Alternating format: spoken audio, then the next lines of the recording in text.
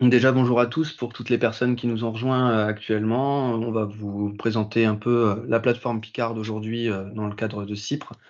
Donc pour rappel, hein, ce séminaire, enfin ce webinaire, s'inscrit dans le cadre de 4 webinaires, de 6 webinaires. Là, on est au quatrième. Pour votre information, on va pas revenir sur le projet en détail, mais vous pouvez retrouver le replay du webinaire qui avait eu lieu le 8 novembre, qui permet de présenter le projet CIPRE en grande ligne et dans tous ses détails au niveau national. Euh, Ensuite, vous avez aussi 2 autres plateformes qui ont déjà réalisé leur webinaire, CIPRE Lauragais et CIPRE Cré de Champagne. Et donc là, on est en Limon-Picard, et par la suite, on aura CIPRE Berry et Béarn qui auront lieu dans les 2 prochains mois. Donc pour la plateforme Picard, la thématique, c'est un système alliant culture industrielle, maintien de la fertilité des sols et économie d'intrants. Donc pour rappel, même si on va pas revenir sur tous les détails, mais pour rappel de l'action CIPRE, la finalité, c'est une transition agroécologique des exploitations de la ferme France qui s'articule en 3 volets. Un observatoire des systèmes actuels, des plateformes d'expérimentation de systèmes innovants. Donc là, ça va être une grosse partie de ce webinaire. Et on en parlera un peu à la fin, les réseaux d'agriculteurs, les échanges qu'on peut avoir avec des réseaux d'agriculteurs en transition agroécologique. Donc, je vous parlais 5 territoires, donc c'est 5 webinaires autres que celui d'inauguration, on va dire, qui présentait tout le projet CIPRE, et donc 5 plateformes qui sont animées par les 3 instituts techniques principaux, on va dire, en grande culture, que sont Arvalis, l'ITB et Terrinovia.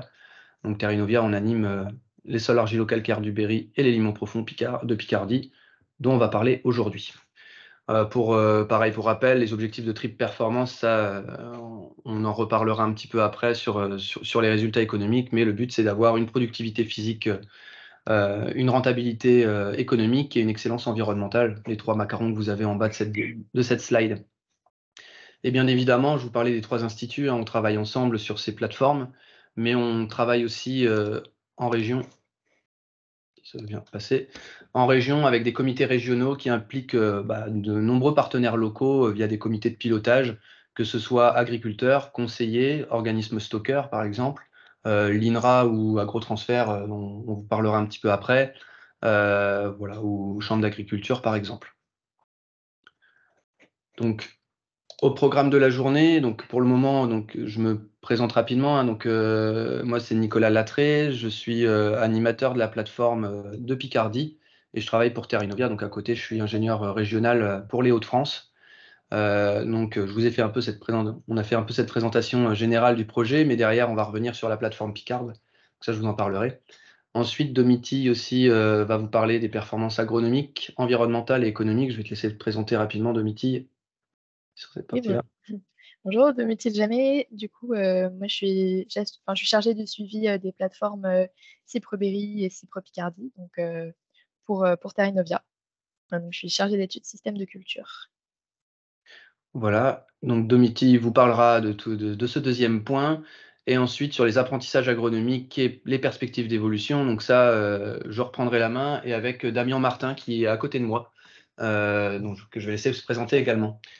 Oui, donc bonjour à tous, donc Daniel Martin, je travaille à AgroTransfert, qui est une association entre la recherche et le développement, créée à l'initiative de l'INRA et des chambres d'agriculture, il y a de ça une trentaine d'années, dans le but de faciliter le lien entre la recherche et les agriculteurs.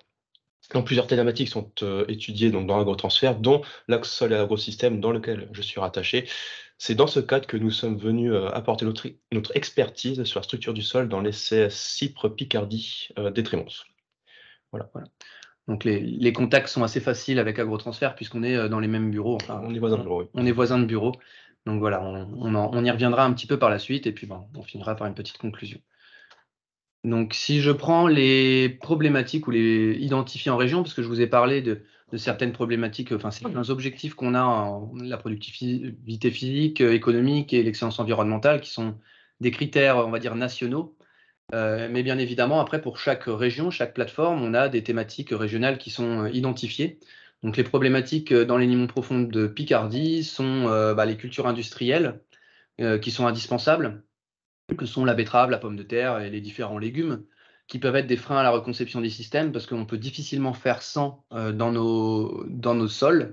dans nos terres. Mais par contre, voilà, quand on commence à avoir déjà la betterave, la pomme de terre, les légumes, d'intégrer de nouvelles cultures, c'est pas forcément facile, ça allonge très rapidement la rotation.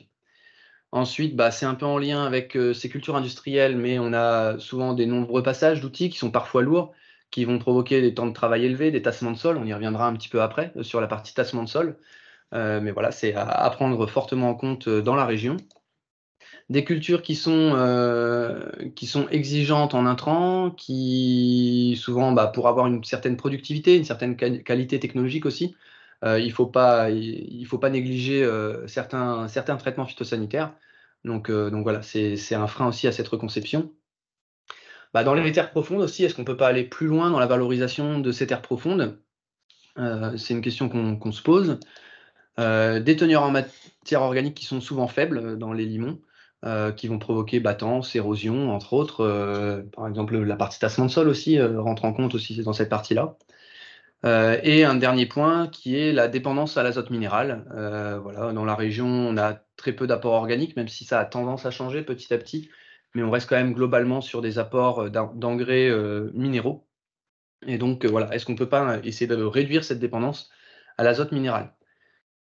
Donc pour ça, dans ce cadre-là, on a un système témoin qui a été mis en place, qui est adapté à la région, qui a été mis en une rotation en 6 ans, qui a été mise en place sous plusieurs critères. Le premier qui est bien évidemment les cultures industrielles, je vous en ai parlé tout à l'heure, la pomme de terre, la betterave, le légume, qu'on retrouve dans la rotation tous les 2 ans à peu près. On va retrouver la culture suivante, la culture industrielle, qui est un blé tendre d'hiver. Un blé tendre d'hiver qui est le plus rentable, qui permet un semis juste derrière la récolte de ces cultures industrielles. Le colza, vous voyez qu'il est présent au niveau du légume sur la gauche là, puisque une fois sur deux, il va remplacer le poids de conserve, donc on va dire une année sur 12, puisque c'est une rotation, pour essayer de diminuer la fréquence dans la rotation, pour être un peu plus représentatif de la région. L'interculture, c'est le classique fait en région, moutarde radis, qui est le mélange SIE le plus courant pour sa facilité d'implantation, souplesse dans les dates de semis, son coût de semence, entre autres. Le labour est réalisé sur les têtes de rotation, 1 an sur 2. En général, on a un labour du coup sur la pomme de terre, la betterave, et pas tout le temps, mais sur colza ou légumes, ça peut arriver en fonction de la structure du sol. Et parfois, sur les céréales, on a aussi un labour qui est réalisé, par exemple sur le blé qui est précédent betterave. Lorsqu'on a une récolte tardive, on a souvent un labour qui est réalisé. Il n'y a aucun apport de matière organique dessus, sur ce système-là, et l'itinéraire technique est optimisé en fonction des conseils des instituts, avec bien évidemment une prise de risque maximum, mais le fait d'avoir des observations qui sont réalisées presque toutes les semaines nous permet de faire un suivi assez fin là-dedans. Faut avoir en tête, par exemple, donc Domiti, on reparlera un petit peu après, mais au niveau de l'indice de l'IFT, on est déjà entre moins 30 et moins 40% par rapport à la référence régionale sur ce système-là. Donc on part d'un système qui est déjà bien optimisé. Ensuite, par rapport à ce système-là, on a eu des réflexions avec les partenaires régionaux, comme j'en parlais tout à l'heure, ces partenaires régionaux pour essayer d'améliorer ce système-là. Comment l'améliorer? Donc il y a plusieurs points. On est arrivé sur une rotation en 9 ans, donc ce qui veut dire qu'on a rajouté 3 cultures. 3 cultures que sont le maïs, que vous avez en marron tout en bas, le maïs ainsi que le colza qui va revenir tous les ans, pour le rapport de carbone organique au sol. Ce sont deux cultures sont les deux cultures, le maïs grain et le colza, qui apportent le plus de carbone organique au sol. On a également le pois de printemps. Vous voyez qu'il y a une légumineuse à graines dans la rotation qui est placée avant le colza pour valoriser le précédent pois de printemps avec le colza. On le sait que ça fonctionne plutôt bien dans notre région. Et aussi pour essayer d'être un peu moins dépendant à l'azote minéral, comme je vous disais tout à l'heure, en apportant de l'azote dans la rotation. On a également, ce qui change, c'est qu'on n'a aucun labour sur la rotation. Ça nous est arrivé il y a 5 ans sur une parcelle où on avait quelques problématiques de réaliser un labour, mais sinon, on n'a pas de labour depuis le début le lancement du projet. Et vous le voyez, on a 3 points ici pour un apport de compost avant le maïs, avant la pomme de terre et avant la betterave. Et le dernier point, c'est les cultures intermédiaires qui sont un petit peu plus travaillées. Je ne vous ai pas mis ici les espèces qu'on a, puisque c'est des mélanges qui changent, mais souvent, pas tous les ans, mais presque. que ce soit avec une espèce qui est remplacée par une autre, par exemple, en fonction des observations qu'on voit sur le terrain. Voilà, les couverts intermédiaires sont un peu plus réfléchis que le mélange SEO classique dont je vous parlais tout à l'heure. Ensuite, c'est un système innovant qui n'est pas figé dans le temps. Il faut savoir que le système a évolué au cours du temps. Tout d'abord, en 2020, on a réfléchi à une reconception du système. Ça n'a pas débouché sur des changements majeurs, mais pourquoi on s'est posé cette question de reconcevoir le système? C'était dû à la rentabilité économique qui n'était pas satisfaisante. Vous le verrez après, la rentabilité économique, si on regarde à l'échelle du système, n'est pas la plus simple à présenter. Mais comme on a vu au niveau de la reconception qu'on n'avait pas forcément de système qui sortait du lot, sans dégrader les volets environnementaux, on est resté plutôt sur des changements au niveau du système de culture. Au niveau du système de culture, 3 changements principaux ont eu lieu de ces dernières années. Tout d'abord, le légume, qui est un flageolet aujourd'hui, qui était en poids de conserve avant. J'y reviendrai en fin de présentation sur cette partie-là. Et on a inversé également la position avec la légumineuse à graines au moment où on a intégré le flageolet, parce qu'un flageolet se récolte fin août, début septembre. Ça, c'était pas compatible avec les semis du colza. Donc on a inversé les deux cultures, les deux légumineuses. Ensuite, la légumineuse à graines, on est en févrole d'hiver en général, sauf si on a des soucis d'implantation comme on a pu avoir l'année dernière, où on passe en poids de printemps. Et un des changements également sur le système de culture, c'est la pomme de terre. On est passé en pomme de terre de fécule il y a maintenant 4 ans, puisqu'on n'a pas l'irrigation sur la plateforme. Donc on est en système, pluvial, donc du coup sans irrigation sur la plateforme. Et pour terminer, on a également réfléchi à des changements au niveau des itinéraires techniques. Donc là, c'est un peu plus là-dessus qu'on va axer nos présentations par la suite, mais sur les cultures industrielles en essayant d'optimiser les implantations, par exemple, et des suivis plus fins sur les autres cultures. Ne serait-ce qu'un exemple, essayer de positionner au mieux les désherbages en céréales pour gérer les chardons qui sont une des problématiques sur la plateforme. Voilà, donc je vais passer maintenant la main à Domitille.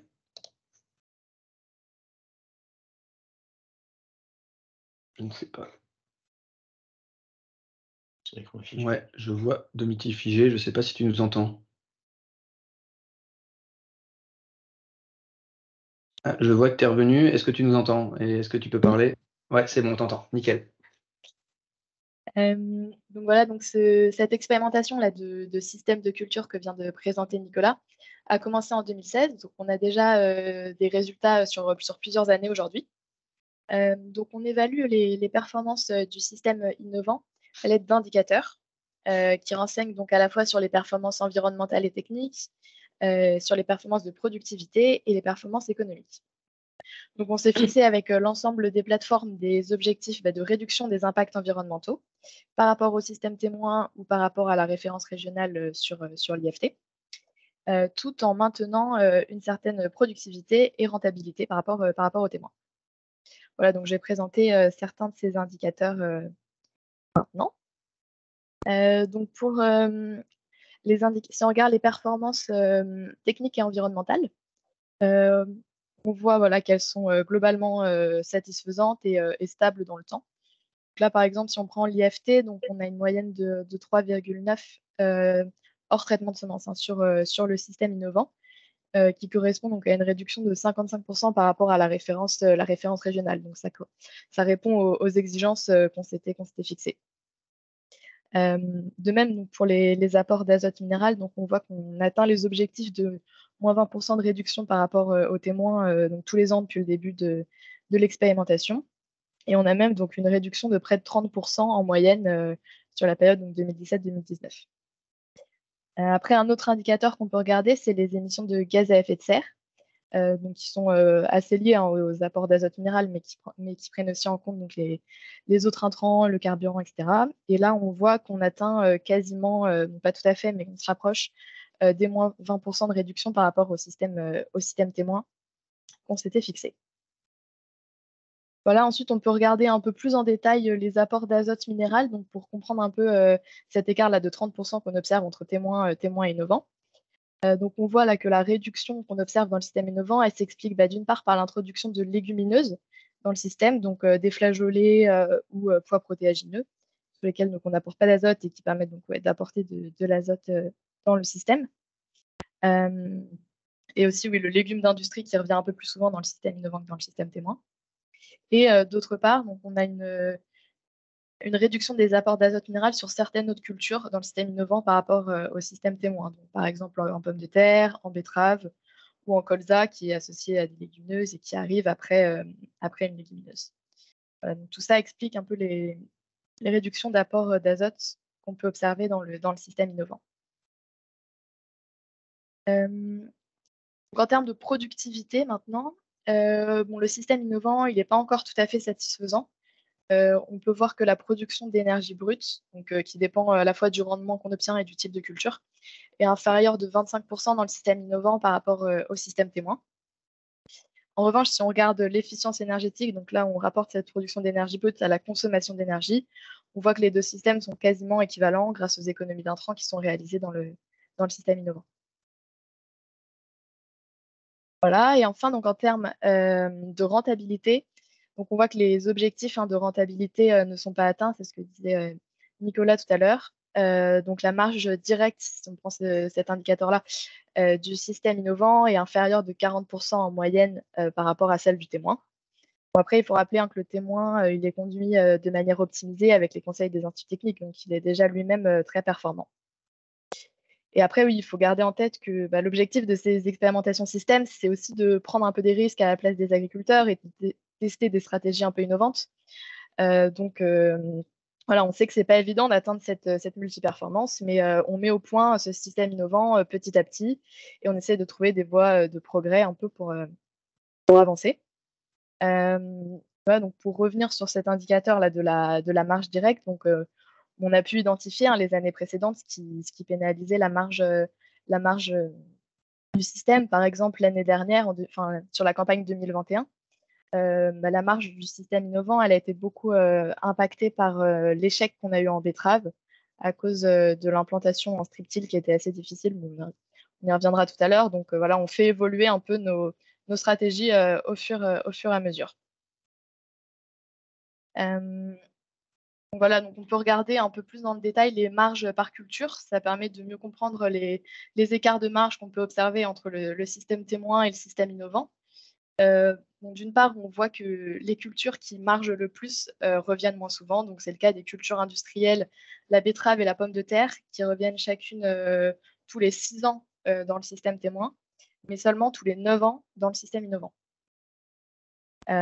Après, le blé, qui est une culture aussi qui contribue beaucoup à la marge à l'échelle du système, qui représente la moitié de l'assolement dans le système témoin, mais seulement un tiers de l'assolement dans le système innovant. Donc voilà, donc ça, mécaniquement, ça diminue la marge à l'échelle du système.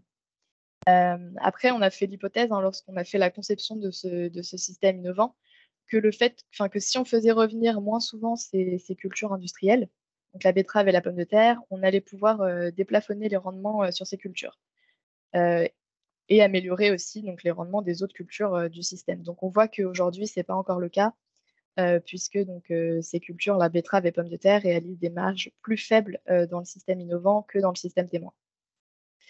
Donc voilà, donc on continue aujourd'hui à expérimenter sur le système innovant et à affiner certaines techniques.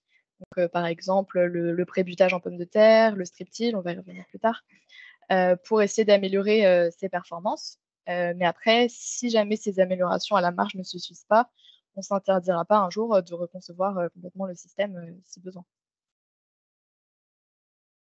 Voilà ce qu'on pouvait dire sur la multiperformance de ces systèmes. Donc voilà, donc on vient de voir que la multiperformance, elle n'est pas encore atteinte pour notre système de culture innovant. Et même si on va continuer du coup un peu à expérimenter pour atteindre ces objectifs, on peut déjà aujourd'hui tirer certains enseignements. Puisqu'en effet, l'objectif des essais systèmes, c'est aussi de produire des connaissances sur des stratégies agronomiques innovantes qui marchent bien dans le contexte local et à l'inverse sur les stratégies qui marchent un peu moins bien. Donc, on va voir ça à travers plusieurs exemples. Donc, un exemple sur la stratégie du colza innovant. Un autre exemple sur les résultats de strip-till d'été et pré-butage en pommes de terre, avec pour objectif de favoriser la fertilité des sols. Et enfin, sur le cas du légume d'industrie qui pose aujourd'hui un peu question. Donc voilà, en premier exemple, on a donc la stratégie qui a été mise au point sur le colza innovant. Donc, la combinaison de différents leviers s'est montrée très efficace pour obtenir un colza performant. Donc, d'une part, le précédent légumineuse permet d'avoir de l'azote disponible à l'automne pour assurer une croissance dynamique. Concernant l'implantation du colza, donc on fait un travail du sol superficiel et ensuite un passage profond uniquement sur la ligne de semis le jour du semis, donc une technique de strip-till. Et dans la mesure du possible, on essaie de faire un semis précoce, donc sur la première quinzaine d'août. Ensuite, l'association avec des légumineuses gélives, donc févrole et trèfle d'Alexandrie, pardon, permet de renforcer la couverture du sol et de sécuriser les impasses en insecticides à l'automne. Et enfin, on calcule les apports d'azote au printemps en tenant compte de la biomasse. Donc on voit que tous ces leviers permettent de favoriser une croissance dynamique à l'automne. Donc si on regarde les indicateurs de biomasse entrée-hiver, on voit qu'on a une biomasse supérieure dans le système innovant par rapport au système témoin. Et d'autre part, permettent un bon développement racinaire. Avec donc, si tu peux afficher Nicolas, voilà, la longueur du pivot entrée-hiver qui est donc supérieure dans le système innovant par rapport au système témoin. Donc voilà, tout ça montre qu'on a la mise en place d'un colza robuste. Et si on regarde ce que ça donne maintenant en termes de performance, donc on voit que le fait d'avoir un colza robuste à l'automne permet de faire une impasse insecticide quasiment systématiquement dans le système innovant depuis le début de l'expé. Et de plus, permet donc d'atteindre les objectifs de rendement et de réduction d'intrants par rapport au témoin, donc avec un IFT total inférieur dans le système innovant par rapport au système témoin, et puis des rendements satisfaisants. Voilà, Nicolas, je te laisse prendre la suite.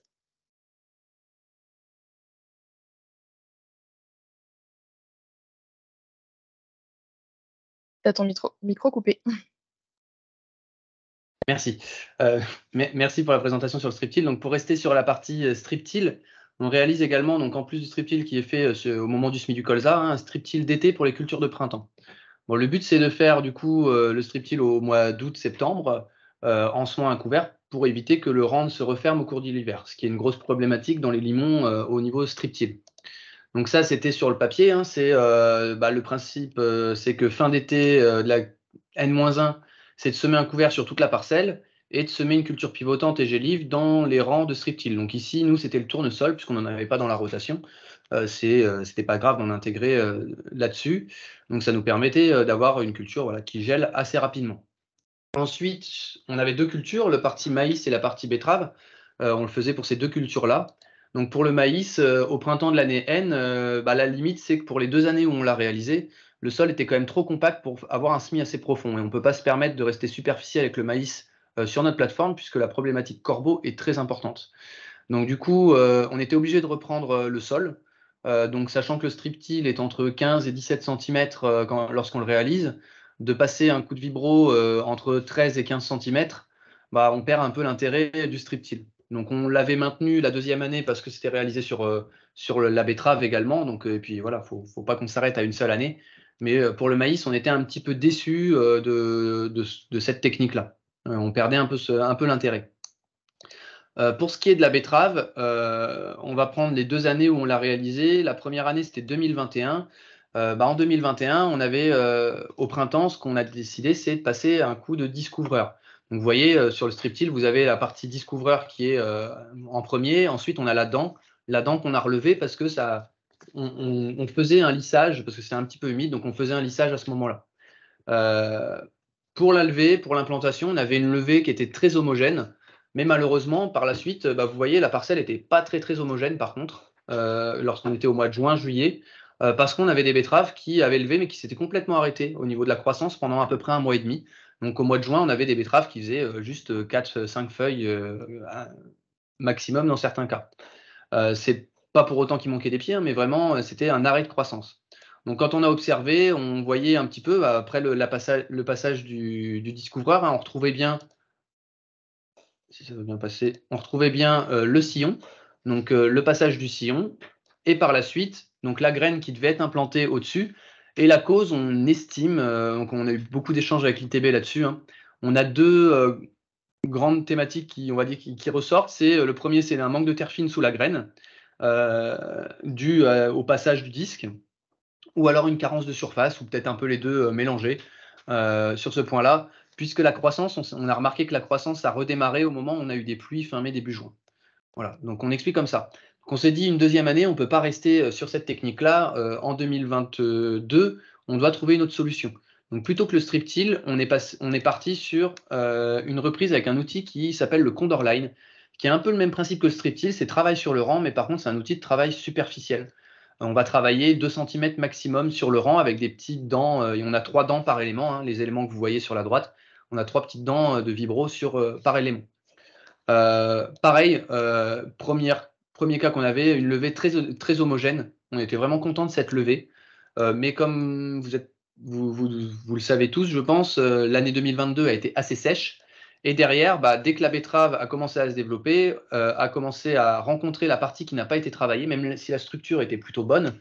On le verra après avec ce que Damien va vous présenter. La structure était plutôt bonne, mais tout de suite, on a rencontré un obstacle pour la betterave. Donc on a vu qu'elles ont commencé à couder, quoi. Donc c'était non pas forcément satisfaisant non plus pour ce point-là. Mais du coup, pour ce qui est observation de sol, je vais passer la main à Damien. Voilà. Merci Nicolas. Tac. Donc tout d'abord, avant de passer aux résultats de nos travaux en commun, une petite définition. Donc qu'est-ce que le tassement? Le tassement, en fait, c'est le résultat d'un équilibre entre résistance du sol et contrainte exercée sur ce sol, donc qui penche en faveur de la contrainte. Donc en résulte du coup une déformation de ce sol. Et je vais vous présenter plusieurs méthodes pour observer cette déformation, qu'elle soit visuelle ou indirecte. Donc une première méthode, merci, d'observation donc indirecte qui est le profil racinaire. Donc voilà, ça nécessite de creuser une fosse assez profonde, donc jusqu'à au moins 1 mètre de profondeur. On gratte au couteau pour retirer le lissage dû à la pelleteuse. Et ensuite, on compte les racines dans chaque case, 1, 0, 1, 0, en fonction de l'absence ou présence de racines. Donc voilà, donc en fonction de la structure du sol, si jamais le sol est assez prendre des modes très fermés, la racine aura du mal à pénétrer dans cette racine et de façon indirecte, avec un profil racinaire, on pourra observer la structure du sol. Deuxième méthode, c'est le profil cultural.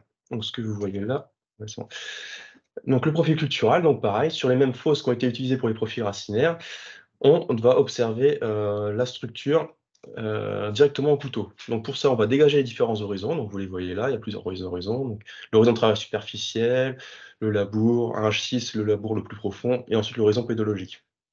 Et ensuite, lorsque les horizons auront été délimités, on va faire ressortir les mottes. Donc les mottes, qu'elles soient fermées, comme ici, on les appelle delta. Des mottes comme fissurées, où on observe des fissures, c'est donc en cours de régénération. Et des mottes gamma, donc des mottes qui ont une bonne structure, une structure favorable, très poreuse et aérée. Dans ces profils, nous pouvons aussi également observer la biologie. Donc B0 lorsque l'on n'observe aucune biologie, B1 lorsque l'on voit quelques petites galeries, et B2 lorsque l'on voit beaucoup de galeries et également des petits turicules, comme on peut voir ici dans la galerie, on voit quelques petits turicules de vers de terre. Voilà. Merci. Donc les premiers résultats. Donc sur la betterave, la première campagne 2020-2021, donc vous avez donc le système ténois à gauche, là, voilà, et le système innovant à droite. On retrouve les différents horizons, donc le H1 qui est le travail superficiel, le H5 qui correspond au labour, et le H6 qui est le labour le plus profond. Donc différents horizons, différentes profondeurs. Le H1 va jusqu'à 6 cm, le H5 va jusqu'à 26 et le H6 jusqu'à 36. Donc, et en dessous, vous avez également, pour que ce soit plus visuel, la surface, par exemple ici sur le H1 de zone gamma, donc de zone de structure favorable, qui est de 100%. La surface dans le H5 qui est de un peu plus de 40% pour gamma, une vingtaine de pourcents, une quinzaine de pourcents pour le phi et le reste pour la structure fermée, et également la même chose pour le H6. Nous avons exactement la même chose également dans le système innovant. Donc maintenant que ça a été décrit, on va comparer ces deux systèmes. Donc, ce qu'on peut voir, la différence principale vient surtout du H5, donc dans le labour pour le côté témoin. On voit bien qu'il y a eu des mottes à structure très défavorable, donc en rouge, donc très fermée, très peu poreuse. Ces mottes ont été brisées par le labour. Voilà. Tandis que dans le système innovant, le striptil ne va pas retourner, ne va pas fragmenter une structure défavorable. Donc, nous voyons juste uniquement le creusage par les dents du striptil. Donc, vous voyez là où il y a des flèches. Donc là, on a une dent, là, nous avons une deuxième, là, une troisième. Donc, ça explique en dessous la différence de structure favorable. Elle est moins bien côté innovant que côté témoin. Également pour le H6, nous avons un peu une petite motte à structure favorable qui est dans le témoin, mais qui ne se retrouve pas dans le système innovant. En plus de ça, si on regarde la biologie est plus ou moins, enfin, est assez identique entre les deux types de systèmes. Voilà, donc pour la campagne 2021, le système innovant ne serait pas trop en faveur de la structure. Nous avons une structure légèrement moins bonne dans le système innovant. Ensuite, si on regarde la campagne 2022, donc pour la campagne 2022, le labour a été moins profond. La fragmentation a été légèrement moins bonne. Donc on le retrouve directement sur le graphique en bas qui est plus parlant. La surface en zone structure favorable est légèrement en dessous que côté témoin que côté innovant. Voilà. Donc et également la biologie, j'y reviens. La biologie a été légèrement moins bonne dans le côté innovant, ce qui s'explique par un antécédent, donc 2 ans avant, de pommes de terre, qui aurait été très mauvais pour la structure, qui aurait écrasé ce H6, et ce H6 qui est maintenant en cours de régénération, c'est pour ça qu'il est en jaune.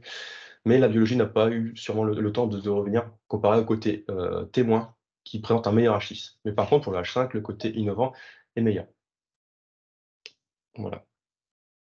Ensuite, donc, la deuxième méthode dont je vous parlais tout à l'heure, le profil racinaire.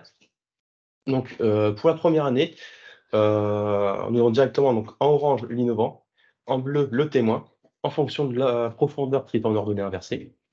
Donc, si on va à droite, on a plein de racines, on a 100% de racines, donc 100% de petites cases bleues, une fois qu'on a entré les données mesurées sur le terrain directement dans Excel. Ces petites cases bleues, les cases en bleu clair, ce sont les zones sous influence racinaire, mais elles ne sont pas représentées dans le graphique. Donc en surface, donc jusqu'aux 25 premiers centimètres à peu près, il n'y a pas de différence.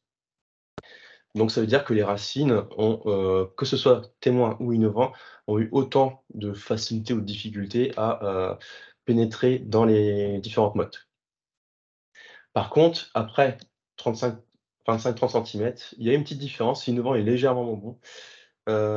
Comment cela s'explique? Déjà au niveau du H6, on voyait une légère structure légèrement moins bonne côté innovant. Mais par contre, dans le profil pédologique, là, on commence à rentrer dans l'hétérogénéité parcellaire, qui est due au passé culturel. Donc là, ce n'est pas dû à l'itinéraire technique témoin ou innovant. Donc ensuite, merci. Donc même conclusion pour l'année 2022, donc la deuxième campagne. Donc nous avons également une hétérogénéité parcellaire en profondeur et quelque chose d'assez similaire en surface, bien que l'innovant soit légèrement meilleur, ce qui conforterait un peu l'état structural que je vous ai présenté tout à l'heure pour la betterave 2022. Voilà, donc pour le profil racinaire. Donc je vais reprendre juste pour les résultats, on va dire rendement et finaux pour la betterave. Donc vous voyez que si on prend le rendement en 2021 et en 2022, 2021 était une année un peu catastrophique, comme vous l'a dit Domiti, ça a fortement impacté sur la rentabilité économique du système par la suite, dû à cette hétérogénéité qu'on a eu, enfin cet arrêt de croissance qu'on a eu après le semis pendant à peu près 1 mois et demi, 2 mois, donc qui n'a pas été rattrapé vu l'année humide qu'on a eue par la suite. Le témoin qui était mieux implanté s'est envolé par la suite. Donc on voit une différence d'à peu près 30 tonnes. En 2022, la différence est moins flagrante. On est à peu près sur des rendements équivalents. Par contre, une hétérogénéité entre les parcelles qui est un peu plus importante. On le voit sur la boîte à moustache, là, l'hétérogénéité un petit peu plus importante entre parcelles. Ce qu'on regarde également, c'est la partie fourchue, parce que c'est important, dès qu'on a des tassements ou des problématiques de sol, on a tendance à le voir assez facilement sur les betteraves, et en particulier sur la partie fourchue. Donc 2021 n'a rien pour lui cette année-là. C'est qu'en plus d'avoir un mauvais rendement, on a un taux de fourchu plus important en betterave. En 2022, si on prend la moyenne, on est à peu près équivalent en termes de fourchu. Par contre, entre les parcelles, il y a une forte hétérogénéité. On avait des parcelles qui avaient beaucoup plus de fourchus que d'autres, et d'autres qui étaient équivalentes aux témoins. À ça vient s'ajouter, on parlait de la partie IFT tout à l'heure, mais l'IFT herbicide en betterave qui est intéressante à regarder, c'est que le fait qu'on ne retravaille pas le sol au printemps du tout, fait qu'on a des adventices qui sont déjà présentes au moment du semis de la betterave, et donc ça nous oblige, entre guillemets, à intervenir plus tôt, à avoir une intervention plus précoce, ce qui explique la différence d'IFT. On est à peu près à 1,5 de plus, 1,5, 2 de plus entre le témoin et l'innovant, qui s'explique par ce désherbage plus précoce et par l'utilisation de glyphosate pour détruire le couvert et par exemple les chardons ou autres adventices qui avaient pu lever en interculture avant le semis. Donc voilà, vu les résultats qui sont quand même à peine satisfaisants en 2021 et 2022, on a décidé de changer de technique. Donc on va plutôt implanter en TCS cette année les betteraves. Donc au niveau de l'itinéraire technique, donc on est en discussion avec l'ITB pour voir un peu ce qu'on va faire au printemps en fonction de la reprise qu'on pourra réaliser. Voilà. Pour continuer, une autre technique qui est intéressante, qu'on a mis en place sur l'implantation de la pomme de terre, qui est une technique, voilà, c'est la technique du prébutage. Le prébutage, quelle est la différence par rapport au système classique? Le système classique, on va faire un labour pendant l'hiver, qu'on va reprendre au printemps avec un outil rotatif, que ce soit herse rotative qu'on avait fait en 2021, ou alors une fraise rotative avec souvent avec un décompacteur en même temps pour la reprise du labour, qui est faite pour l'implantation classique. Là, le prébutage, c'est une autre façon de faire. On veut faire travailler le sol par le couvert au cours de l'hiver. Donc, on va semer notre couvert en faisant un travail un peu profond pour avoir de la terre fine fin août, début septembre. On va prébuter, on va faire des buttes avec un outil à disque, une butteuse à disque, et on va laisser tout l'hiver se passer. Nous, la particularité, c'est qu'on reprend nos buts au printemps pour que les buts aient le temps de se réchauffer, et accessoirement parce qu'on n'a pas le matériel pour pouvoir replanter en direct dans les buts avec l'agriculteur avec qui on travaille. Mais on a une reprise des buts et qui est plutôt satisfaisante, en tout cas pour les deux années de travail. Et ça, je vais laisser Damien vous en parler. Alors, donc, même exercice, nous allons observer les profils culturaux de cette fois-ci sur pomme de terre. Donc, avec toujours à gauche le témoin et à droite le système innovant, donc avec prébutage sur la droite, lui. Donc, sur l'horizon H1, donc au niveau du fraisage, donc la butte pour le témoin, donc pas de surprise, la structure est très favorable, c'est de la terre assez fine, c'est le but recherché par le fraisage. Donc, il y a de la biologie, donc on ne va pas en parler plus que ça. Donc, également dans le système innovant, le H1 est une structure très favorable, une bonne biologie. Donc voilà pour l'horizon H1. L'horizon H5, donc, qui correspond au labour côté témoin, montre une structure donc, avec une grosse motte bien fermée, bien tassée. Donc si vous le voyez là, on a replanté le passage de roue de la planteuse. Donc c'est directement l'effet de la planteuse sur le H5. Cet effet qui n'est pas répercuté jusqu'au H6, mais le H6 est en cours de régénération avec peu de biologie dans le témoin. Si on regarde côté innovant, le passage de la roue a eu un effet, mais moindre par rapport au témoin. Donc, qu'est-ce qu'on peut en conclure? C'est que le système innovant a été plus portant, disons, sur cet horizon-là, du moins, a été moins sensible au passage de la roue de la planteuse. Et si nous regardons également le H6 a une structure plus favorable, donc avec une belle motte une belle motte ouverte, donc gamma, également plus de biologie comparé donc au témoin. Voilà pour le profil culturel de la première campagne. Pour la campagne 2021-2022, donc la campagne suivante, donc je ne vais pas me tarder trop dessus, c'est exactement la même conclusion, avec un H5 par contre un peu plus épais pour le témoin, mais nous avons également encore plus de mottes tassées sur le butage classique, comparé à l'innovant, où il y a beaucoup moins de mottes tassées, ou du moins elles sont en cours de régénération côté innovant.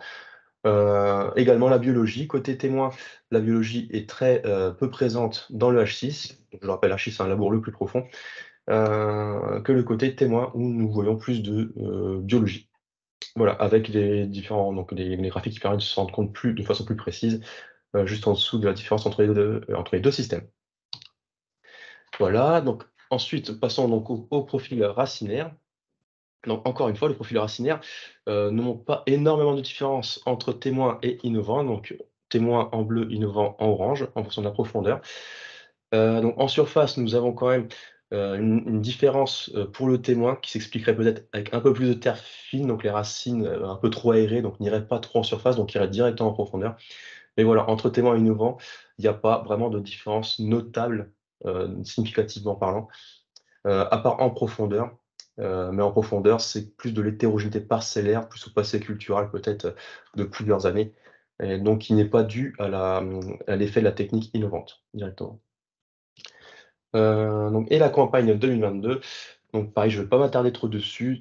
Les courbes se croisent, il n'y a pas énormément de différence en surface comme en profondeur. Il y a peut-être une petite différence sur l'innovant au niveau du haut du sol pédologique et du H6, mais elle n'est pas vraiment significative, elle n'est pas notable. Voilà pour faire rapidement. Donc une autre mesure dont je n'ai pas encore parlé, je ne vous ai pas encore présenté, c'est la mesure de la densité apparente. Alors, densité apparente, c'est bien, c'est simple. Nous prélevons un cylindre dans l'horizon H5, donc l'horizon qui a été travaillé. Et ce cylindre, il est de volume connu. Nous passons à l'étude. En le pesant sec, nous avons donc du gramme par centimètre cube, donc ce qui est la densité apparente du sol. Donc, on s'imagine que plus le sol est dense, plus ça veut dire qu'il a été soit tassé, plus la racine aura du mal à pénétrer dans ce sol. Donc, moins ça sera bon pour le sol. Donc, une valeur moyenne de densité apparente, c'est entre 1,3 et 1,5 dans les sols picards. Donc, ces graphiques-là montrent, donc en bleu, toujours témoin, en orange, innovant. Donc, on reste dans le H5, l'horizon travaillé, donc je le rappelle, donc 15 à 25 cm. Et nous allons voir donc l'effet de la planteuse, donc roulée par la planteuse, non foulée en dehors des roues de la planteuse. L'effet, donc, le système témoin ou le système innovant sur ce passage. Donc, lorsque la planteuse n'a pas passé, nous avons une densité apparente de 1,25 environ, et lorsqu'elle passe, nous avons une augmentation de cette densité apparente jusqu'à 1,55. Donc un gros effet du passage de la planteuse. Donc le sol n'était pas portant, entre guillemets. Par contre, côté innovant, le sol était un peu plus dense au départ, donc on s'imagine qu'il va être un peu plus portant, et nous avons une petite augmentation de la densité apparente, donc jusqu'à un peu en dessous d'1,4 pour le système innovant. Donc le système innovant est plus résistant au passage de la planteuse, donc un peu plus portant. Voilà, donc les bienfaits du système innovant au niveau de la densité apparente. Donc, tu peux y aller. Et dernière mesure, dont je ne vous ai pas parlé non plus également, c'est la granulométrie des buts. Donc pour cela, rien de plus simple, on prend la bêche, là, on coupe une tranche de but de largeur de bêche, on emmène ça au labo et on passe au tamis. Donc tamis de différentes tailles. Les tailles donc, qui sont représentées sur ce graphique. Alors, donc, nous avons donc en ordonnée donc les pourcentages d'agrégats de différentes tailles. Donc en couleur très claire, ce sont les gros agrégats supérieurs à 50 mm. Et en petit, c'est la terre fine, donc en foncé, donc en haut, donc inférieur à 2 mm. Et entre deux, on a différentes tailles. Donc toujours en bleu, témoin, en orange, innovant. Les courbes noires nous permettent de bien voir la variation entre les deux. Et là, bon, clairement, il n'y a pas eu de variation. Sur le graphique, on voit les courbes sont plutôt horizontales. Mais il faut savoir que lors du prélèvement et lors du passage au tamis, on voyait quand même les mottes, on les voyait. Mais elles se sont délitées, elles étaient vraiment fragiles. Côté innovant, il y avait des mottes qui se sont délitées, du coup qu'on n'a pas retrouvé dans les valeurs du tamis. Et si on passe donc à la deuxième année, donc 2022, là par contre les courbes, on voit bien elles sont penchées, il y a bien une différence entre témoin et innovant. Donc le système innovant présentait plus de grosses mottes que le système témoin qui lui avait plus de terre fine tout simplement. Mais suite à ces prélèvements, juste avant la récolte, il y a eu la pluie qui a permis de briser en quelque sorte ces mottes, ce qui expliquera donc le résultat que Nicolas va vous présenter tout de suite. Ça fait un bon lien, puisque bien évidemment, pendant le prélèvement c'est marqué en bas de la diapo, hein, ça a été réalisé en juin. Donc entre juin et la récolte de la pomme de terre, on a le climat qui a joué, qui a fait du travail, on a eu de la pluie en fin de campagne, qui a permis d'avoir une action sur la structure de ces mottes et donc la disparition de certaines, puisque lorsqu'on regarde les résultats à la fin, donc je reviendrai sur la partie tartare par la suite, hein, qui fait le lien avec ce que Damien vous disait. Mais on voit que le rendement en pommes de terre en 2020-2021, donc on avait un petit peu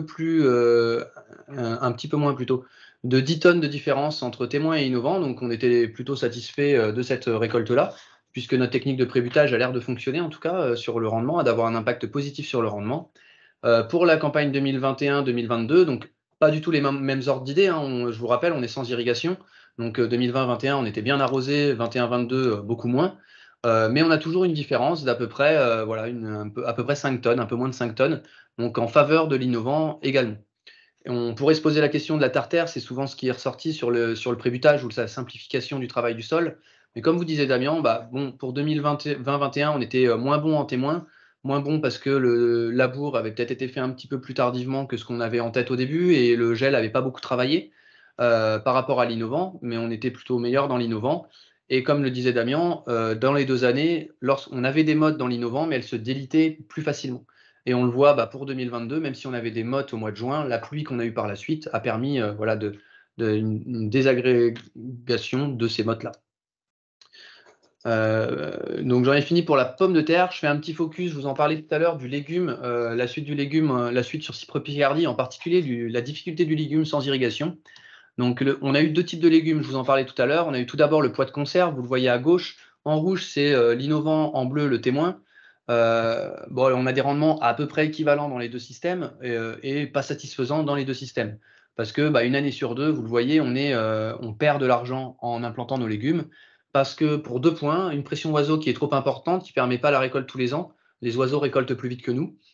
Et l'impact de la conduite sans irrigation sur la qualité également, puisqu'on a souvent des difficultés à récolter voilà, avec des normes qualité qui tiennent la route. Du coup, on a décidé de faire un nouveau légume, de changer de légume, de passer au flageolet, qui est, entre guillemets, le seul légume qui peut être faisable sans irrigation, sans un impact trop important sur la qualité. Malheureusement, on a un salissement qui est difficilement gérable. Dans les 2 années où on l'a réalisé, 21 et 22, des dégâts de mammifères qui sont également importants. Mais je parle de mammifères, c'est surtout les lièvres hein, qui sont venus manger les endroits qui étaient propres, qui n'étaient pas trop sales par le kénopode. Le kénopode protégeait des lièvres dans le reste de la parcelle et encore pas partout. Donc là, c'est la question actuellement on devrait arrêter le légume cette année parce que sans irrigation, ça devient très compliqué. Donc la question est, est-ce que pour cette année, sûrement tournesol peut-être ou autre, c'est en train d'être discuté avec le copil de la plateforme. Et pour terminer, je vous l'ai dit en introduction, la plateforme, ce n'est pas que une plateforme expérimentale, le projet Cypre.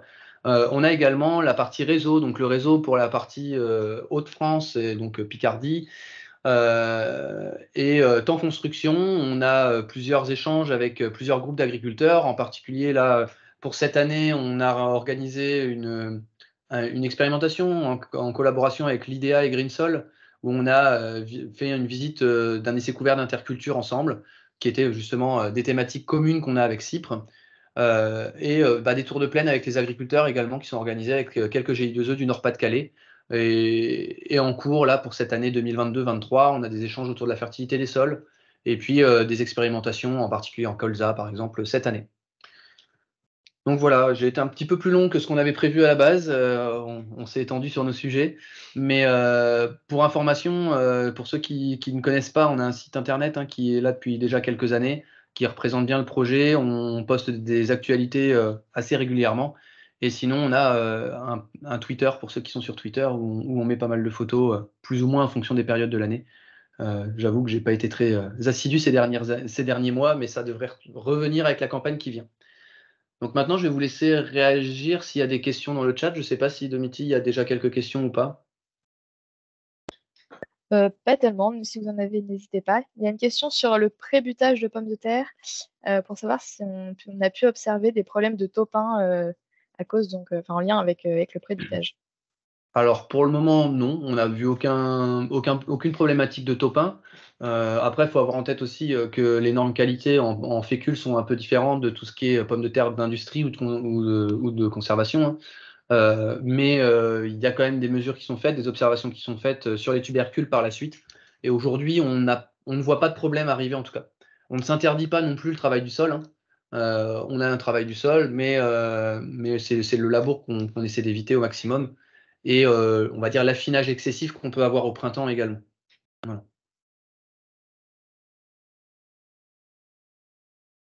N'hésitez pas si vous avez quelques questions dans le chat ou pas. C'est plutôt calme.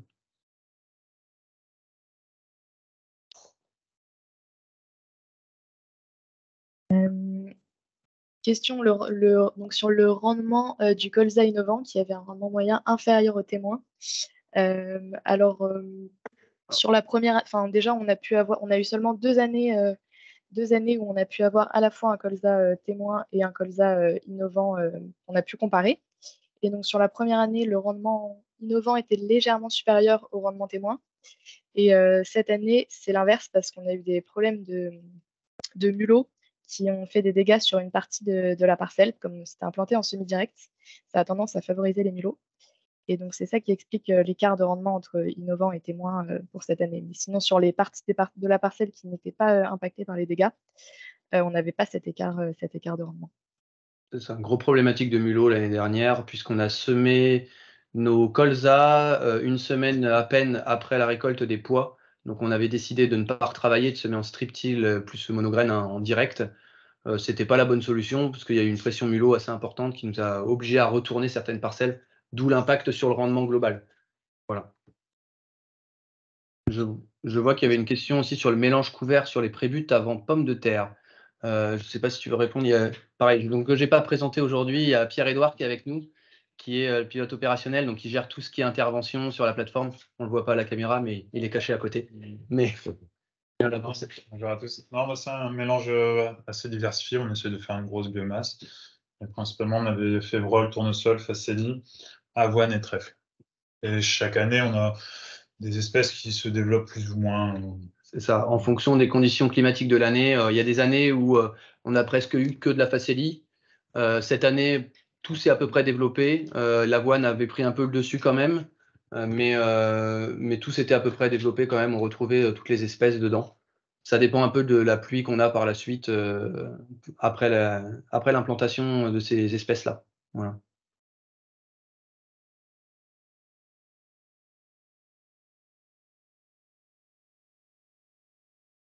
S'il y a d'autres questions,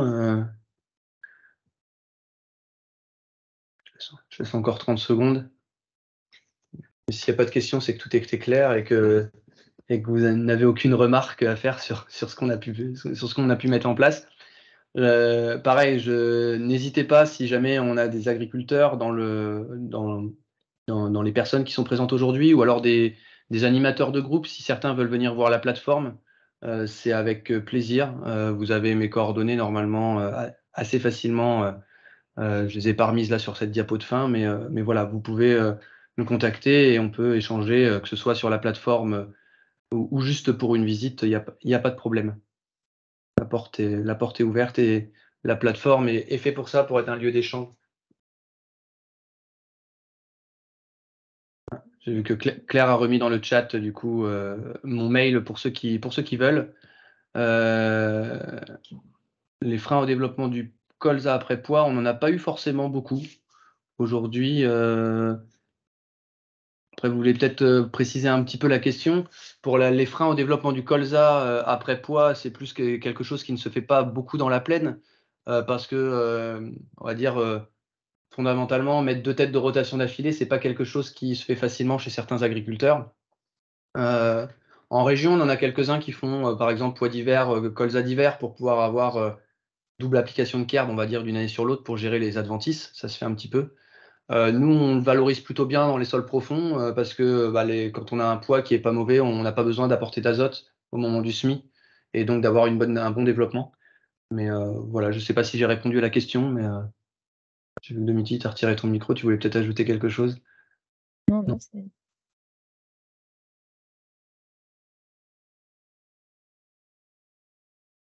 Ok. Bon, bah, si on n'a pas plus de questions, voilà.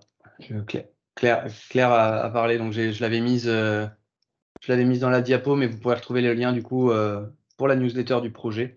Et j'ai vu qu'il y en a pas mal qui sont arrivés en cours de webinaire. Le webinaire sera disponible dans les prochains jours en replay sur le YouTube de Terrinovia du coup. Merci à tous d'être venus et je vous souhaite une bonne fin de journée. Merci à tous. Merci.